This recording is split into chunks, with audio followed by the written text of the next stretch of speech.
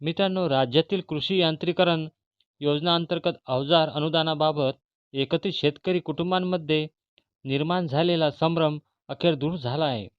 विवाहित मुलगा आणि आई-वडिलांसोबत राहून शेती करत असला तरी त्याला अनुदान मिळणार की नाही याबाबत स्पष्टता नसल्याने अनेक शेतकरी अडचणीत सापडले होते.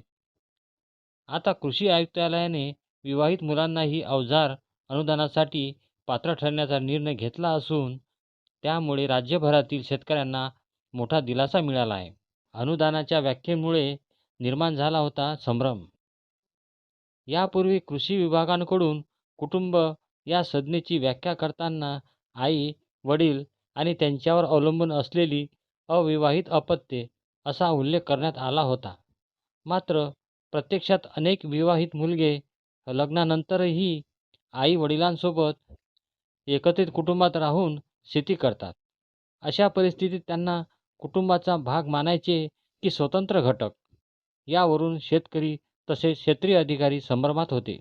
कुटुंबांकडे आधीच ट्रॅक्टर असल्यास ट्रॅक्टर चलित अवजारांसाठी अनुदान देताना प्राधान्य दिले जाते. मात्र काही प्रकरणांमध्ये ट्रॅक्टर मुलांच्या नावावर तर अवजारांसाठी अर्ज वडिलांच्या नावाने करण्यात येत होता. त्यामुळे अर्ज मंजुरीबाबत नेमके काय करावे हा प्रश्न निर्माण होत होता. या गोंधळांमुळे अनेक अर्ज प्रलंबित राहिले होते.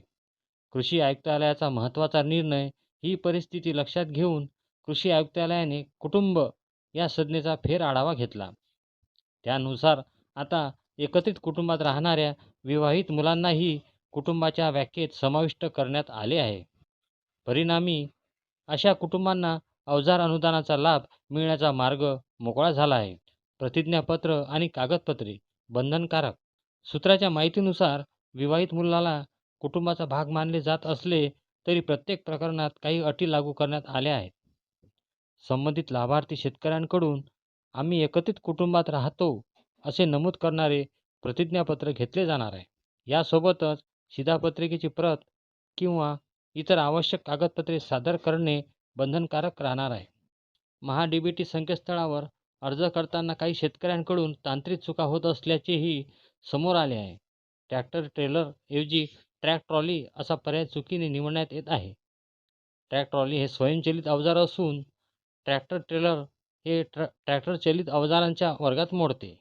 त्यामुळे अर्ज भरताना काळजी घेण्याचे आवाहन करण्यात आले आहे. कृषी आयुक्तालयाने स्पष्ट केले आहे की अनुदानासाठी मागणी केलेल्या अवजारांचे वैध तपासणी अहवाल बारकाईने पाहिले जातील. आवश्यक अहवाल नसल्यास अर्ज परत पाठवले जातील किंवा रद्द करण्यात येतील.